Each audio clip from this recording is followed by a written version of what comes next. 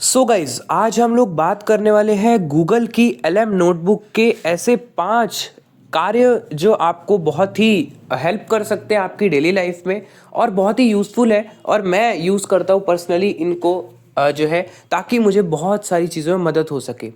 तो guys Google LM notebook एक AI tool है जिसकी कि मैंने 2-3 वीडियोस ऑलरेडी बना रखी है अपने चैनल पर। आप उनको देख लेना और सीख लेना इसको, क्योंकि ये बहुत ज़्यादा इंपॉर्टेंट है और बहुत काम का एआई टूल है।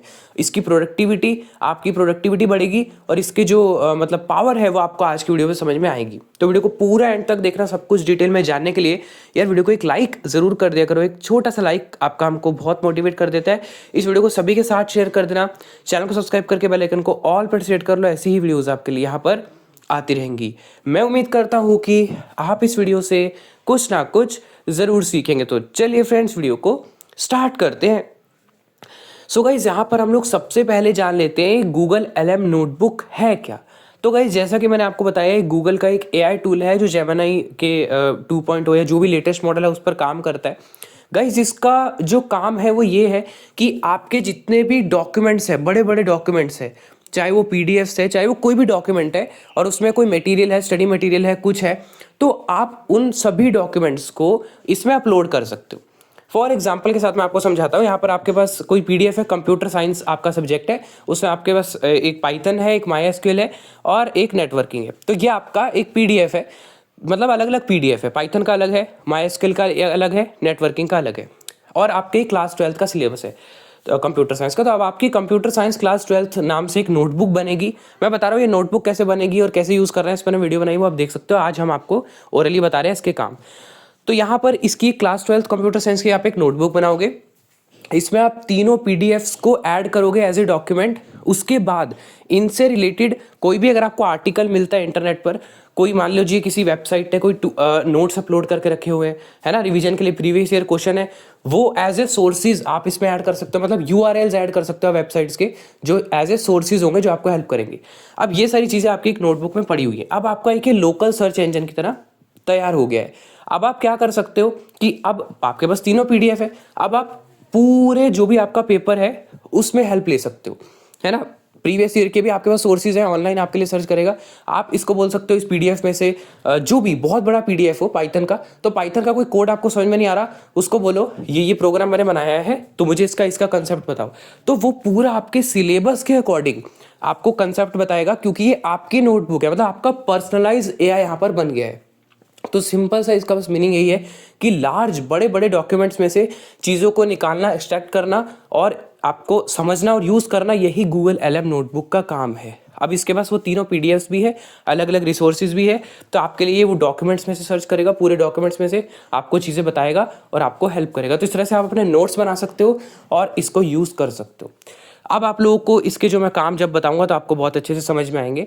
तो पहला यहाँ पर इसका जो काम है, समराइज इन्फॉर्मेशन, है ना। सिंपल सा, जैसे कि मैंने आपको बताया, जो भी आप इसमें सोर्सेज ऐड करोगे तो आप उन सभी से रिलेटेड समरीज ले सकते हो, इससे पूछ सकते हो, है ना। मान लीजिए तीनों की कंबाइन समरी आपको लेनी है, तो आप तीनों के बारे में, तीनों डॉक्यूमेंट्स के बारे में इसको बता सकते हो और बोल सकते हो कि आपको इन तीनों की कंबाइन समरी दे, और ऐसी समरी दे जो सब कुछ इंक्लूड कर दे और आपको जो आपके पेपर में जो है हेल्प कर दे। इसी से आपको कोई ज़रूरत नहीं होगी मटेरियल्स, यानी कि जो पीडीएफ के अंदर आपका सामान है, मटेरियल है, उसको मैनुअली खुद रेफर या खुद देखने की। तो यहाँ पर ये इसका बहुत बड़ा एक फ़ायदा है। दूसरा यहाँ पर इसका काम है ऐड रेलिवेंट नोट्स। यहाँ पर गाइस इसके अंदर आपको एक सेव नोट का बटन देखने को मिलता है। मान लीजिए आपकी ये नोटबुक तैयार होगी, अब उसमें से आपको इसका कोई आंसर पसंद आ गया, लग रहा है कि नहीं ये हेल्प कर सकता है मेरे को, तो वो एक रेलिवेंट नोट आप सेव कर के रख सकते हो। इसमें आपको एक सेव नोट का ऑप्शन मिलता है, तो जिसके थ्रू आप क्या कर सकते हो कि उन नोट्स को सेव करके रख सकते हो और फिर आप नोट्स में जाके स्पेसिफिकली उन्हीं को ढूंढ सकते हो। तो पूरे पीडीएफ और पूरे डॉक्यूमेंट वगैरह में आपको कुछ खोजने की जरूरत नहीं है। जो आपने नोट सेव किया है उसका अपने नोटबुक में जाकर ढूंढ सकते हो सेव नोट्स के अंदर, और बाद में आप इनको एडिट नहीं कर सकते। ध्यान में रखिएगा, एक बार नोट जनरेट होगा तो आप इसको बाद में एडिट नहीं कर सकते। तीसरा इसका सबसे बड़ा काम है create mind maps. Guys mind map बनना बहुत ज़रूरी है। आपके दिमाग में जो विजुअली चीज़ें हैं वो आना बहुत ज़रूरी है कि किस तरीके से चीज़ें काम कर रही हैं।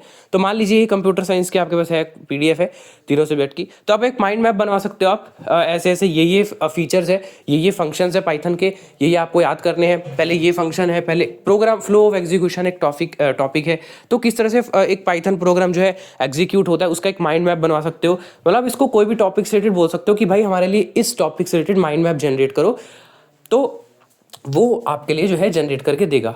ये आपके डॉक्यूमेंट्स जो अपलोड करके हैं उन्हीं से रिलेटेड मैं यहाँ पर बात कर रहा हूँ, एक्स्ट्रा नहीं। नेक्स्ट यहाँ पर इसका गाइस काम है जो है क्रिएट एन ऑडियो ओवरव्यू। इसके बारे में हमने वीडियो बनाई हुई है।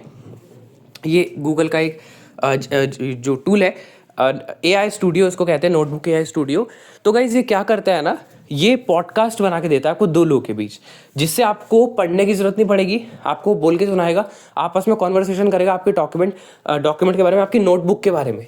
तो ये आपकी पूरी नोटबुक तैयार हो गई कि आपने अपने रेलिवेंट डॉक्यूमेंट्स अपलोड कर दिए, सोर्सेज ऐड कर दिए, अब आपकी नोटबुक बढ़िया से तैयार है।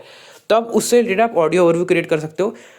ऐसे पॉडकास्ट वो क्रिएट होंगे, इस पर भी मैंने वीडियो बनाई है। तो आपके डॉक्यूमेंट के बारे में बातचीत करेंगे, जिसको कि आप ऐसे कॉन्वर्सेशनल जो है रूप में सुन सकते हो, और आपको वो बहुत ही अच्छे से दिमाग में बस जाएगा और चीज़ें याद हो जाएंगी। ठीक है, तो ये इसका बहुत ही इंपॉर्टेंट काम है। नेक्स्ट यहाँ पर इसका लास्ट काम है पांचवा, कि आप अदर टीम मेंबर्स के साथ जो है कोलैबोरेट कर सकते हो। इसका मतलब क्या है कि यहाँ पर जो भी आपने डॉक्यूमेंट्स बनाए, जो भी आपने नोटबुक बनाई, आप उसको अदर्स के साथ शेयर कर सकते हो, इनवाइट कर सकते हो। तो क्लासमेट को अगर जरूरत है तो आप अपनी नोटबुक उनको शेयर भी कर सकते हो, फिर वो भी अपने आइडियाज़ इसमें इंक्लूड कर सकते हैं और भी कस्टमाइज कर सकते हैं, और फिर वो आपको इन्वाइट कर सकते हैं। तो इस तरह से आपकी एक ऑनलाइन नोटबुक बन गई, एक ऑनलाइन AI टूल बन गया। आपको इसका काम समझ में आ गया होगा है क्या एक्चुअल में।